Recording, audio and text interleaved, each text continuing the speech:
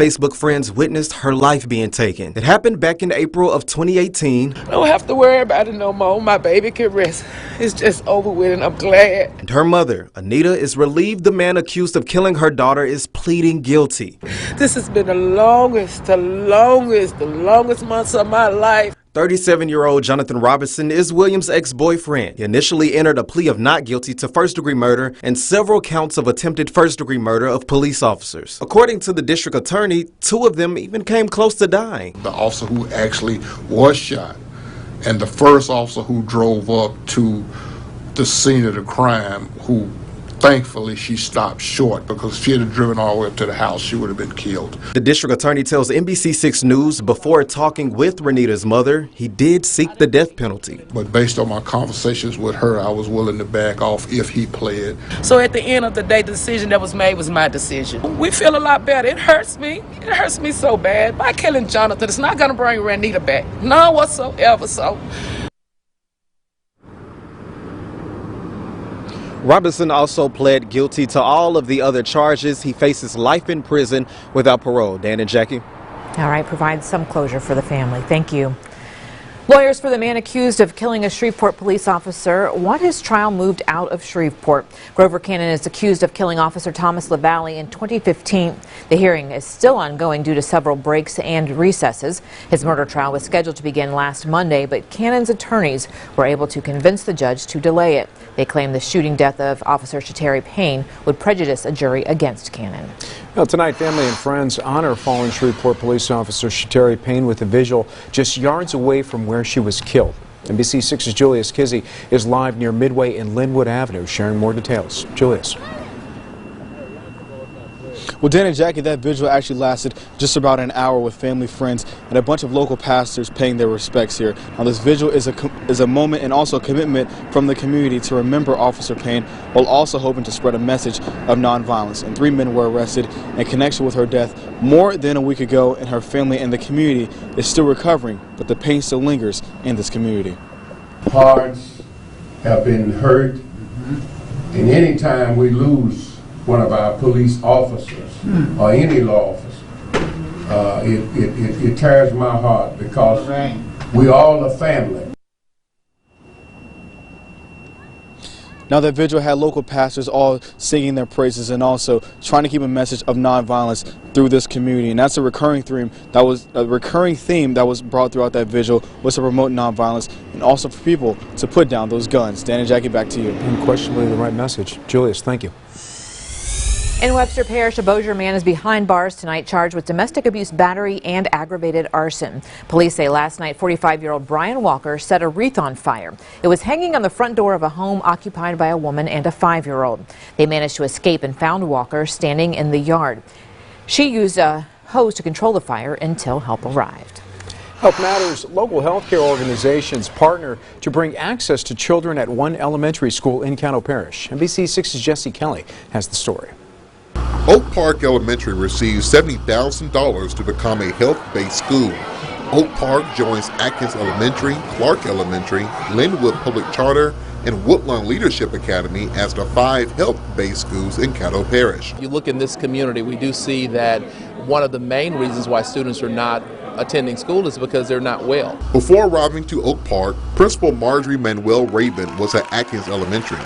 She saw how the health center was a great tool there and wanted to bring it to Oak Park. Yesterday we had to call 911 for asthma. I mean, things like that having a clinic here will be able to take care of chronic conditions such as asthma. The money donated from Christus Shreveport Bossier and Healthy Blue Louisiana will be used to renovate an existing classroom at the school. We like to branch out and make sure the whole community is covered, and we can.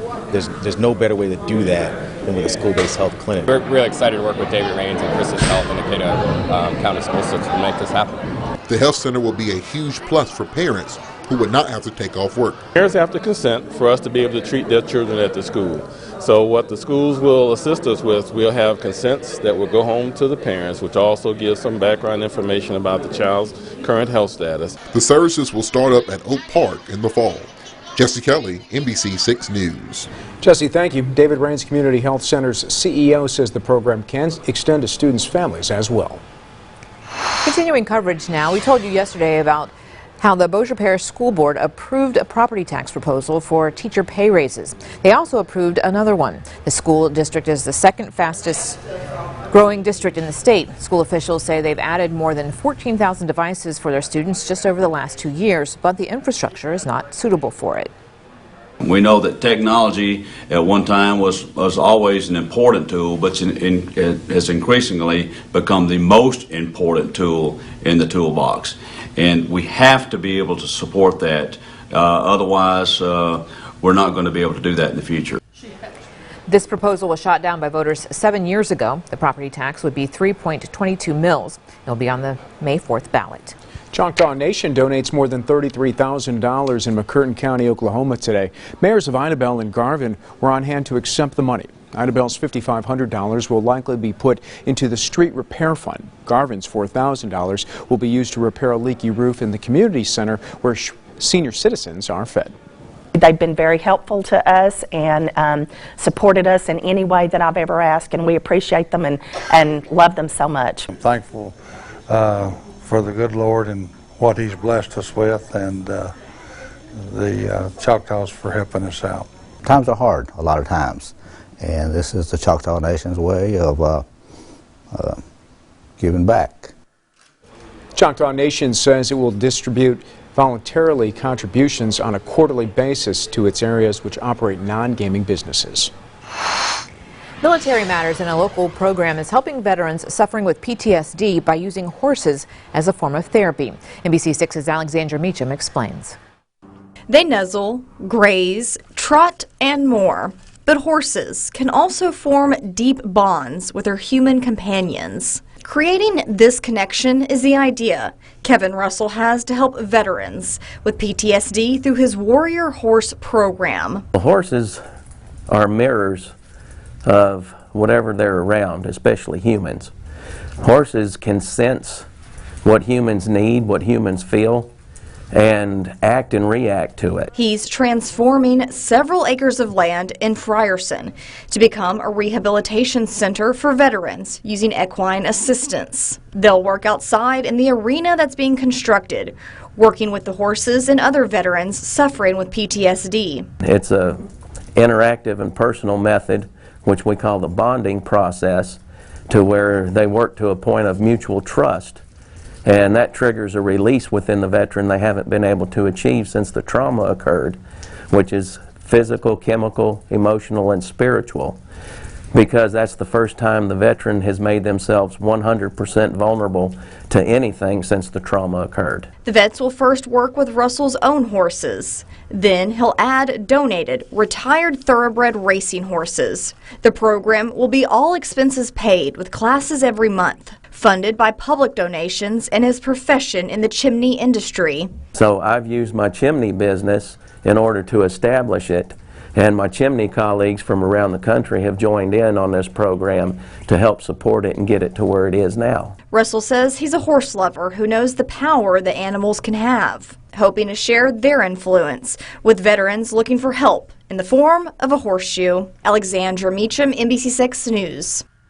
Wonderful resource there. And you can help by donating. Tomorrow night, the Horseshoe River Dome will host the Warrior Horse Grand Opening fundraising banquet. It starts at 5 and tickets are $100. Wonderful idea. Coming up, 2 local organizations are working together to provide aid for furloughed government workers. Plus, 2 bills were sent to the Senate for a vote today, but there wasn't much hope for them. Todd?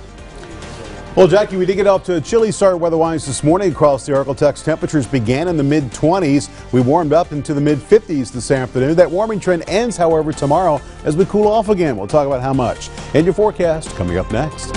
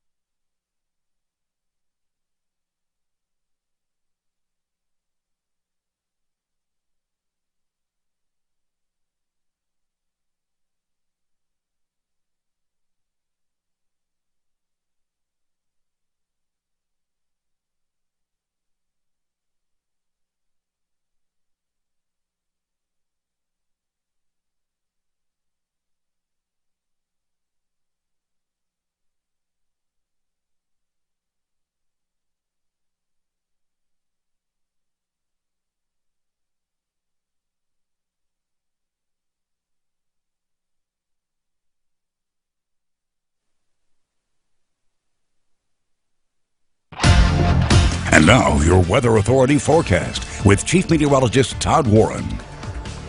Well, a nice dry day weather-wise across the Oracle Text today. Before we talk about the continuation of that, let's take a look at a nice local view. This one taken near Queen City, Texas by Ron Reimer. Thanks, Ron, for taking that colorful shot. And if you have a weather picture that you'd like to share, maybe see it on TV, you can post it on my Facebook page at facebook.com/WarrenWeather. Here's a look at what we have experienced cloud-wise across the Oracle Text. Have seen some mid and higher level clouds stream over, especially the northwest half of the area during the afternoon. This is in response to a weak upper level disturbance in the associated cold front, which is sliding its way through the Oracle Text right now. Behind this front, as I go back to the front, we will see high pressure begin to build in here across the plains and into the middle of the country, and that's going to continue to produce quite a bit in terms of sunshine for us for the next couple of days. And as the axis of this high moves past, again, tomorrow the coolest day as the high moves over us, but as it moves past, we will see the wind become more southerly as we look ahead to the weekend. That's going to allow for a weekend warm-up. Meantime, temperatures tonight will be a bit below normal yet again, but not quite as chilly as last night. Looking at mid to upper 20s across southwest Arkansas and southeast Oklahoma. You can see the 60 or 25 degrees, I should say, for the nighttime low tonight in Nashville. Nighttime lows across east and northeast Texas, upper 20s to low 30s. 32 degrees in Carthage. 27 tonight for the low temperature in New Boston. And we're looking at temperatures near or below freezing across northwest Louisiana as well. 31 degrees in Shreveport. 33 degrees in Mansfield. 30 for the nighttime low tonight in Spring Hill. Across southwest Arkansas tomorrow, you can see the difference in temperatures. You hit low to middle 50s today, looking at mid 40s tomorrow. 45 in Hope, 46 degrees in Louisville. Daytime highs across northeast Texas, upper 40s to lower 50s, including 52 for the high tomorrow in Carthage. And across northwest Louisiana, you can expect highs to climb back up into the upper 40s to low 50s. A good 5 degrees below what we were today. 51 degrees in Minden, 53 for the high temperature tomorrow if you're watching in Manny.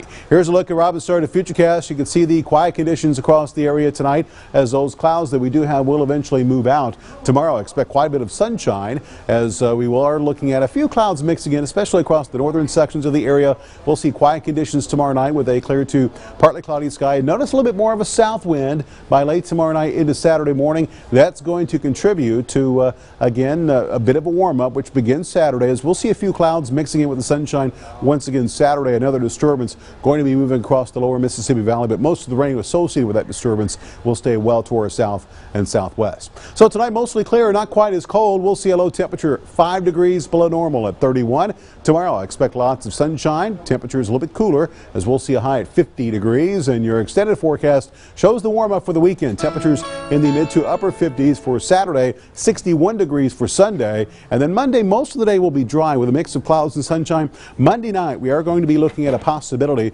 that a cold front will bring some rain, and still looks like a chance we could see a brief changeover to some winter precipitation as it wraps up Tuesday morning with no accumulation. And you can see that temperatures behind that front will ease back into the 40s for highs, 20s for lows for pretty much the rest of next week. Okay, well, we're going to focus on now. Right, is the weekend too. Yeah. The weekend looking pretty good. Yes, thank you, Todd. Appreciate it, Todd. Well, still to come, House Speaker Nancy Pelosi says she's ready to meet with President Donald Trump anytime. But will he budge on funding for his border wall? Details ahead.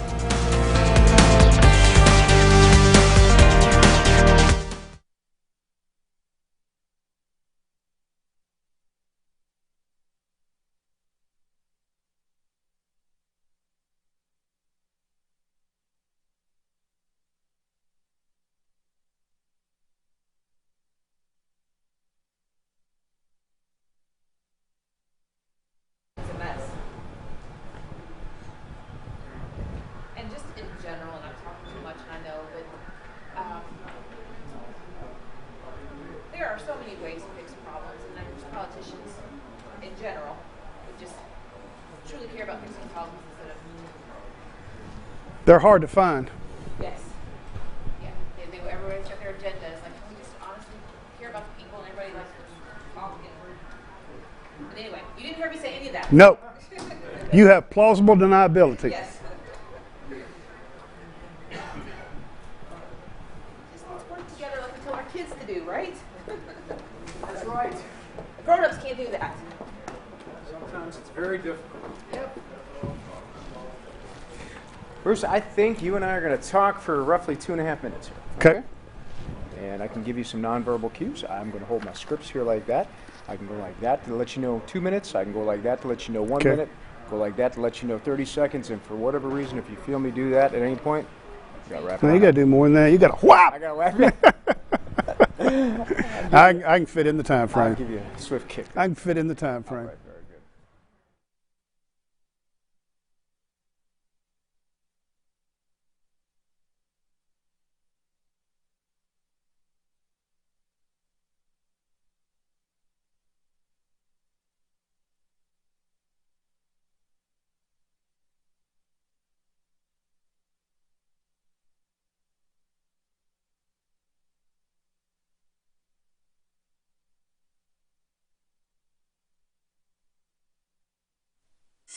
You're watching NBC6 News at 5. Welcome back. Community Matters. The United Way of Northwest Louisiana and SWEPCO are partnering to assist local federal workers and contractors affected by the ongoing government shutdown. Bruce Wilson, CEO of United Way of Northwest Louisiana, is here to talk about what type of help is being provided now. Thanks first and foremost for doing this for the community. What are you guys offering? Well, what we got together and said, we looked at ourselves across the table yesterday, that we said when there's a time of crisis, United Way is there. If it's short term, we have the dialing code 211. If it's long term, we have other strategies. The federal workers and the contractors are in a crisis right now. And we said, what could we do? We said, we have corporate partners that we deal with every year. And so we approached one of these corporate partners, SWEPCO, and we have created a fund that they are funding right now for the purpose of utility assistance to either federal workers or contractors for them that they can access. Now, the way they access it is that they go to Salvation Army and they show the proof that what they're doing and their request, and the Salvation Army is going to vet that. We have the money and we'll release it to the Salvation Army as needed. That's wonderful. Those utilities need to be paid. That's short term. Long term, what are you guys planning on doing? Well, we're continuing to collect donations. If you go to our website, you can click it and you'll get to a donation page, because we want to also help people with their medications, help people with food, help people with gas cards to get their transportation taken care of. Everyday necessities. These things do not go away. How many more calls are you guys taking now for assistance than you did, let's say, 2 weeks ago? Oh, gosh.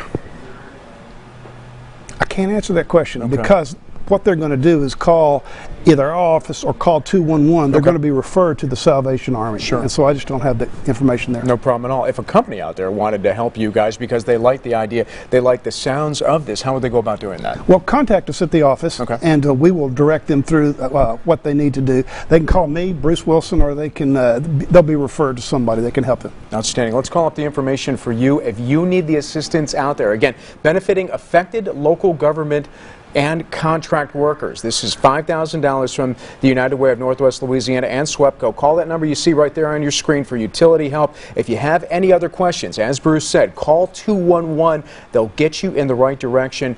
Help on food and gas coming down the line. Again, arclatexhomepage.com. We posted information as well for you there. Bruce, appreciate what you're doing here in the community. Yeah, the folks need the help out there. Thank you much. More news after the break.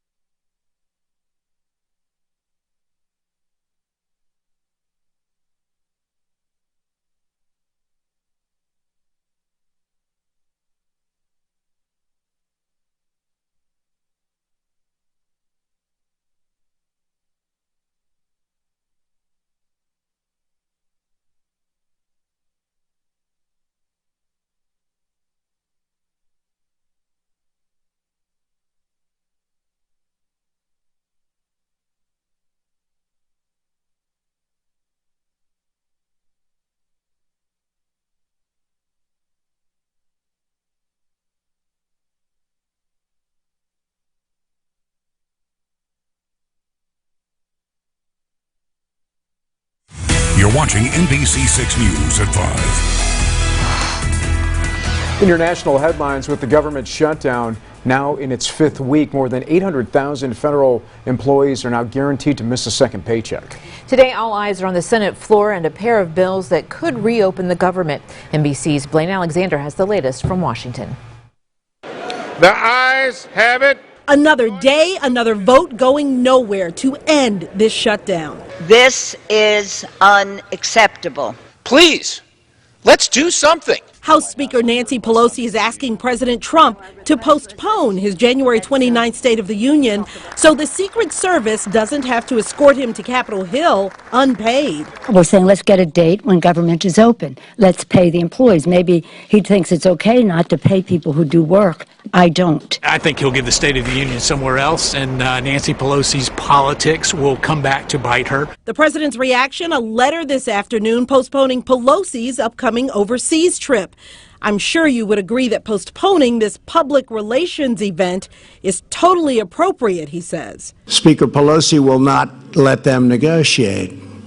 The party has been hijacked by the open borders fringe within the party. More trouble for President Trump. His lawyer, Rudy Giuliani, says, I have no knowledge of any collusion by any of the thousands of people who worked on the campaign. That's after suggesting otherwise on CNN. I never said there was no collusion between the campaign or between people in the campaign. Yes, I you have have. no idea if I have not. I said the President of the United States. Plus, former Trump lawyer Michael Cohen confirms a Wall Street Journal report that he paid thousands to rig 2 political polls during the election. He tweets, it was at the direction of and for the sole benefit of Donald Trump. And there's no reaction so far today from the White House or the president on Cohen or on whether President Trump will delay his State of the Union message. Tracy Potts, NBC News, Washington. We apologize about that. Obviously, the wrong story was uploaded there. We will work to bring Blaine Alexander's story to you during our 6 o'clock newscast. Well, stay with us. Chief Meteorologist Todd Warren has a final check of your forecast next.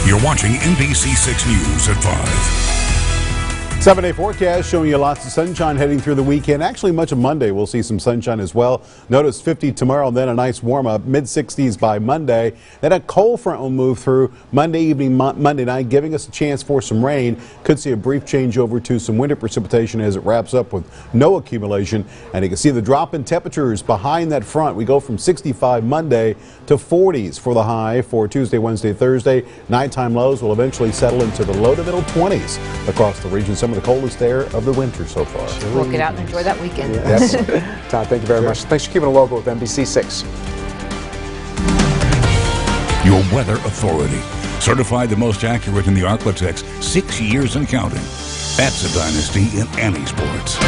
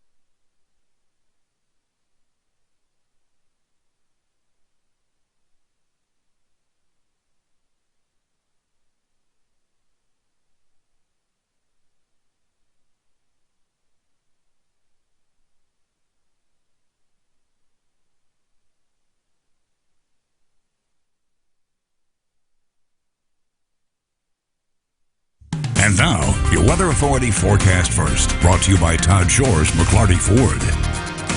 Well, today we did see the mix of sunshine and clouds across the 4 states. You can see the clouds decreasing out there right now.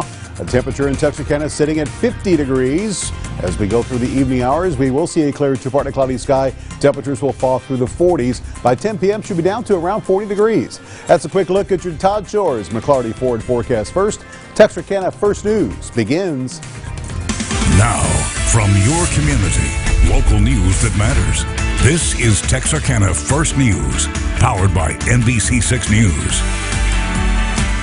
Good evening and thanks for joining us. I'm Jackie Jovic. Appreciate you being with us tonight. I'm Dan Jovic. In tonight's top story, the annual point-in-time count in Texarkana has wrapped up on the Arkansas side and begins today on the Texas side.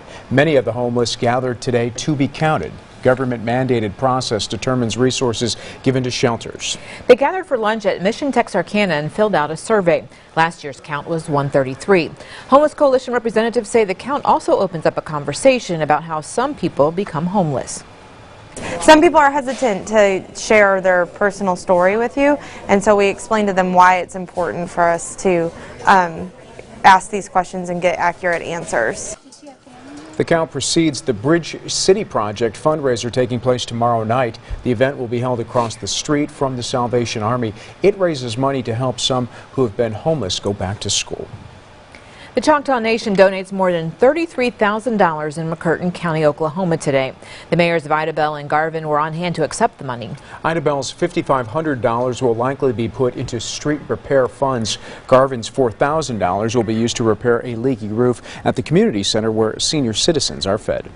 They've been very helpful to us and supported us in any way that I've ever asked, and we appreciate them and love them so much. I'm thankful for the good Lord and what He's blessed us with, and the Choctaws for helping us out.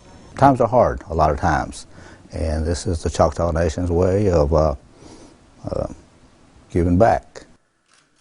The Choctaw Nation says it will distribute voluntary contributions on a quarterly basis to its areas which operate non-gaming businesses. Safety Matters. Texas Senator John Cornyn hosts a roundtable in Austin today to discuss new laws which will help prevent online child exploitation. It's called the Cyber Tip Line Modernization Act and is the first update to the cyber tip line in a decade. The goal is to help tech companies report imminent or planned violations to law enforcement before children are harmed. It also strengthens the process for international reports to ensure they're sent to the proper authorities in foreign countries. I think parents and adult supervisors of children just need to be aware that when children go online, that they could be exposed to people who are literally trying to exploit their naivete, their inexperience, and their judgment when it comes to inappropriate context. Senator Cornyn was joined at that roundtable by representatives from Facebook, Google, Microsoft, and local law enforcement. Texas is no stranger to the two weather extremes, flooding and drought. The Texas Water Development Board is hosting a statewide water conference this week. Now, on the agenda, ways to elevate flood mapping, drought monitoring, and water conservation. House Speaker Dennis Bonnen says the state started the year with its highest water supply. Water is an issue that affects all of us. It's from the Red River to the Rio Grande Valley, from El Paso to Orange. We need to prepare ourselves as if we're in the year 2011 by developing sustainable water plans designed to withstand our worst possible drought scenario. Experts also spoke about using technology for government and agriculture water use. Health matters, and if you regularly eat fried chicken or fried fish, you could have a higher risk of dying. That's according to research in the medical journal BMJ. It found postmenopausal women in the U.S. who enjoyed fried chicken at least once a day had a 13% higher risk of death. Now, that's compared to women who did not eat any fried food. Women who ate fried fish or shellfish each day saw a 7% greater risk of dying. In your national headlines, America's airports are the epicenter for effects of the government shutdown. That's right. Bree Jackson reports on how the shutdown is affecting airline operations. As the partial government shutdown drags on, airline workers fear for their financial future, national security, and airline passenger safety. Why are we at this point right now? We should be getting a paycheck. We should be feeding our family. Rahael Abraham is a TSA employee who's working without pay, and Sarah Nelson is with the Association of Flight Attendants. No one will get out of this unscathed if we do not stop this shutdown. The head of the Airline Traffic Controllers Association says if the shutdown continues, airlines may have to reduce flights. We have a chink in the armor, is what I'm saying. We are opening ourselves up to risk in the system. And this shutdown is affecting airports all across the country. Officials say that nearly 40% of FAA workers are furloughed and thousands are working without pay. So this is already a disaster. Virginia Senators Tim Kaine and Mark Warner say federal workers are being held hostage because of the president's demand for a border wall. Disgraceful that we've not had a White House that's been willing to say, let's move to a solution. Both Democrats say they're willing to negotiate a deal on border security. But Kaine says government shutdowns should not be a negotiating tactic. It's to punish a whole lot of people unnecessarily. We're not compromising on that. Airline officials insist they will not compromise on passenger safety. And the government employees say, despite going another week without a paycheck, safety remains their top priority. In Washington, Bree Jackson. All right, Bree, thank you very much. Stay with us. Chief Meteorologist Tom Warren has your Texarkana First forecast. Plus, the study shows most Texans aren't taking time away from work. Details in your Texas Business Report.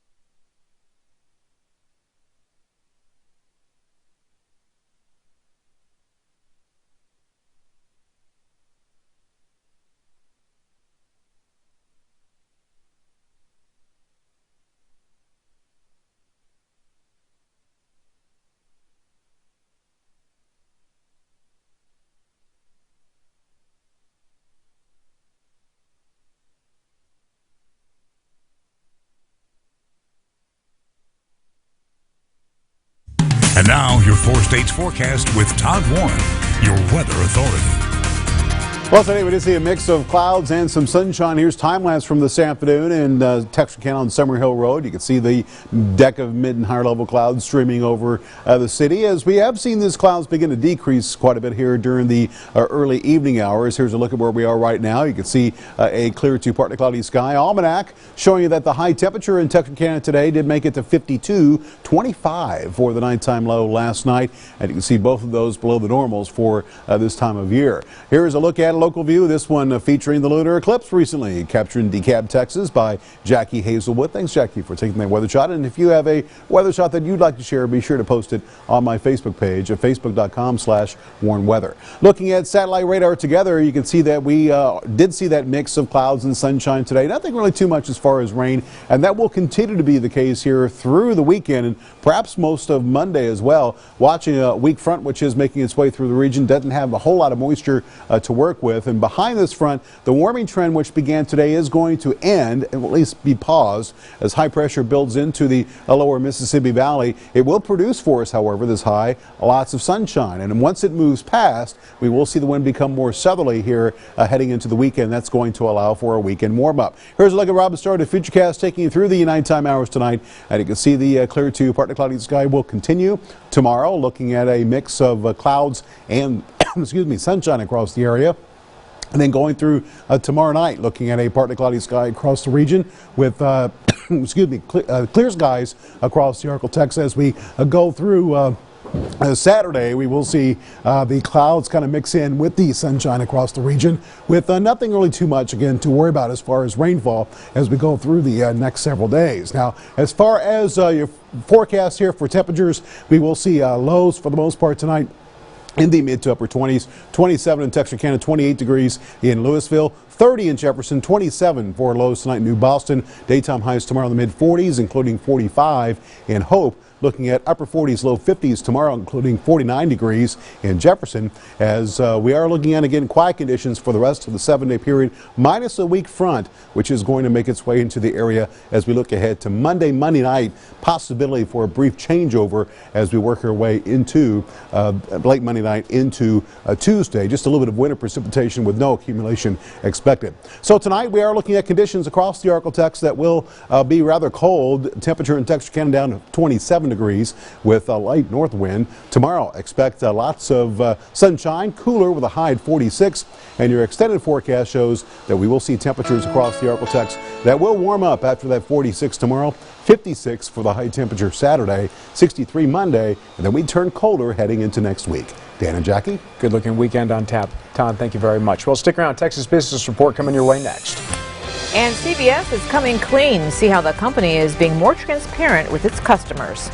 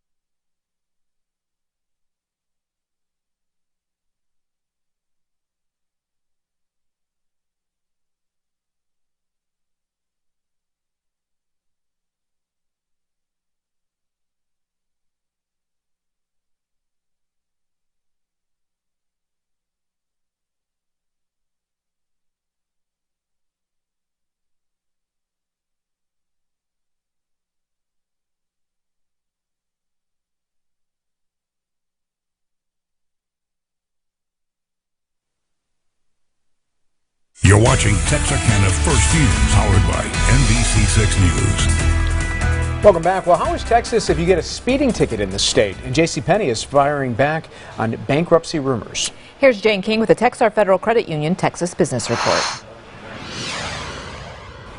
Hello, Texas. A JCPenney spokesperson told Fox Business it is misleading to say the company is struggling to avoid bankruptcy, and it's an irresponsible assumption that executive vacancies somehow translate to the company's inability to operate the business. Now, the stock has been rising since falling below $1. Well, Texans are leaving a lot of vacation time unused. A commission by the U.S. Travel Association found Texans have 67 million unused days of vacation. It's second only to California when it comes to leaving time off on the table. The Dallas Federal Reserve says Texas's economy is weakening and trade wars could make that worse. Oil companies in particular are worried that trade tensions will lead to a global slowdown, reducing demand for oil. And Texas is the most lenient state when it comes to driving violations. Well, HUB says it looked at the cost of a first violation, a state's use of automatic cameras, and the speed limit. From the NASDAQ market site in Times Square, I'm Jane King with your Texas Business Report. They let you drive a little more swiftly over there in Texas. Yeah, exactly. Speed limit 75. Don't mind that one bit. Well, CVS is hoping to add more transparency to the makeup aisle. They are labeling images which have been digitally altered. CVS says 70% of beauty images in its pharmacies nationwide adhere to the new standards. The company is working with beauty brand partners, including Neutrogena, CoverGirl, and Revlon, to meet the goal of full transparency by 2020. Jackie, did you know this? 29 million Americans are hiding a bank or credit card account from their spouse or partner. That's according to a new report from creditcards.com. That's 1 out of every 5 people in a relationship. That seemed very accusatory, Dan. I No, am not hiding just anything from you. That's all. I might now, though. More than half of those surveyed say they believe that keeping a secret bank or credit card account is just as bad as physical cheating. That's why I don't do it. See, I'm honest with you. That's right. 5 million or 3% say they used to hide such an account from their current romantic partner, but no longer do. Good job. Yeah, good to hear. Coming up, Tim Owens. What? No, I agree. Tim Owens sits down with Independence Bowl chair Greg Giglio. They're talking about growing the bowl game and enhancing the in-game experience next.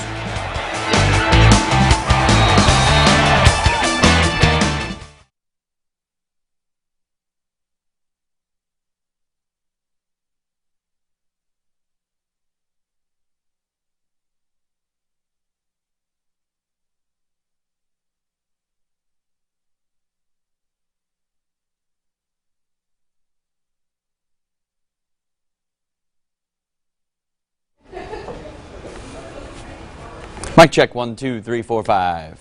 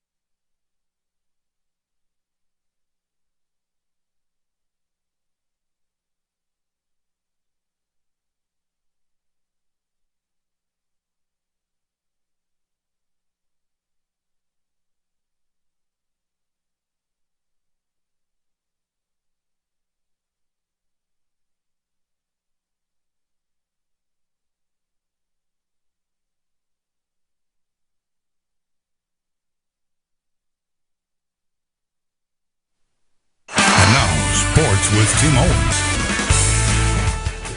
Well, welcome back. It is a critical time for the Walk-Ons Independence Bowl. Their current conference agreements end after this year's game, and so do the television contracts. So negotiations are ramping up.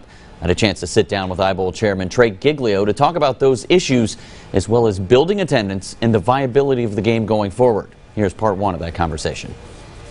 One of the hot button issues in Shreveport, the attendance.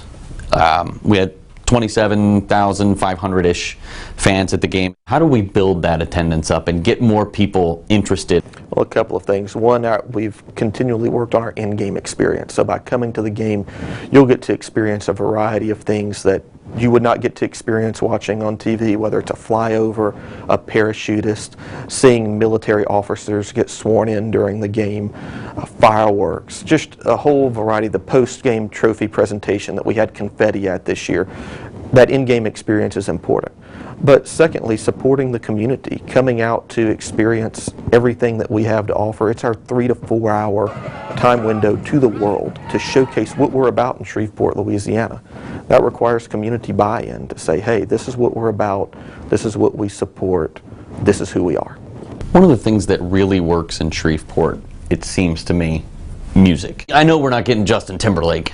You know what I mean? I get that, but if we could get some like great 90s band or early 2000s band that, you know, better than Ezra, the Louisiana band, I feel like that might help. I think we're open to any ideas to make things better, because that's what we're going to do. We're going to constantly make the game better, make the experience better. And so yes, as we do our wrap-up, we look at things. We look at what we did post-game this year with post-game ice skating, the after party at Great Raft, and then we take ideas just as the one you mentioned and see, is this feasible? How can we make this work?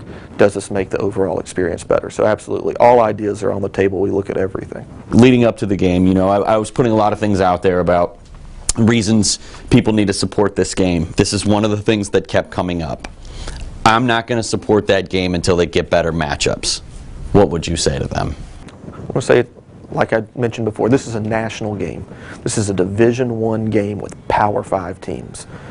We are honored as a community to be able to host a game of that nature. We have the privilege of doing that, and a lot of other communities don't have the privilege of doing so. But I can tell you this, we want to get better. Just as those people want us to get better, we want to get better. We want to get better in selection order. We want to get better in our matchup. Until we play the national championship game here, we have something to strive for to get better. So we're looking at that. We're in the middle of those conference negotiations. I can tell you all options are on the table. We're looking at where we can get the best selection order for the best value to create the best matchup here in Shreveport. Coming up tomorrow at 5:30, we talk about the viability of the game going forward and the prospect of bringing an SEC West and Big 12 matchup back to Shreveport. That's going to do it for sports. We'll be right back.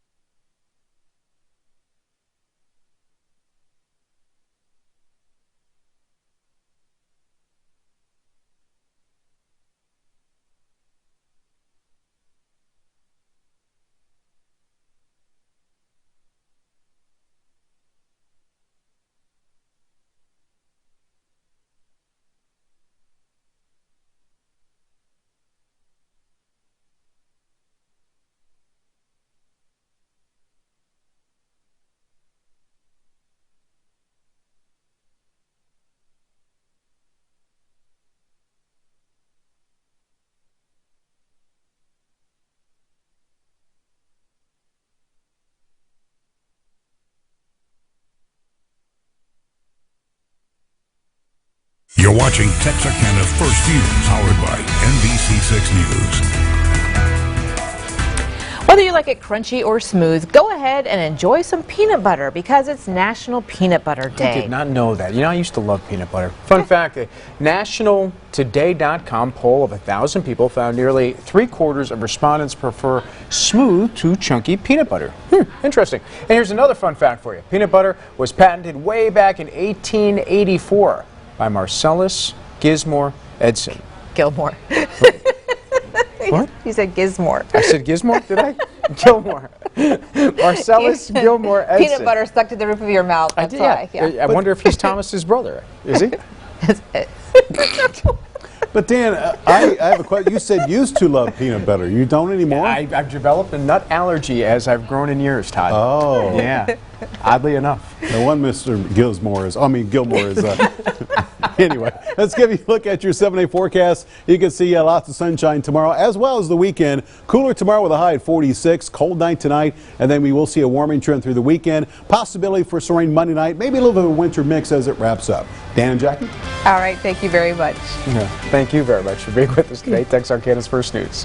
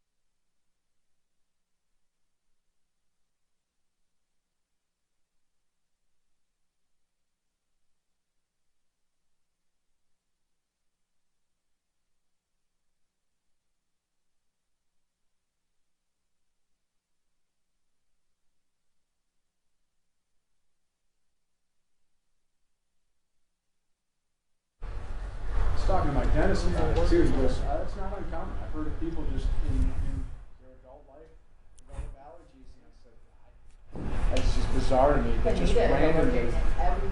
Is that right? Is that way with me? Poison ivy. Never. I mean, I was.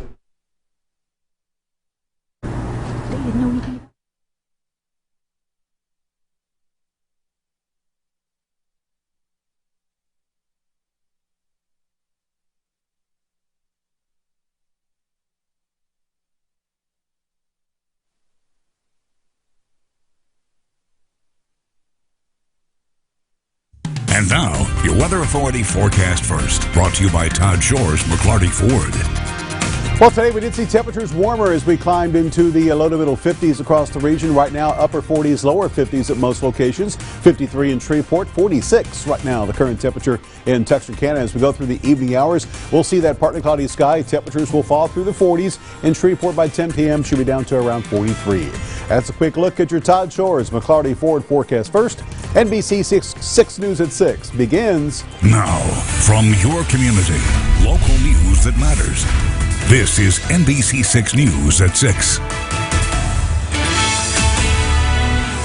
Thanks for being with us tonight on NBC6 News. I'm Dan Jovic.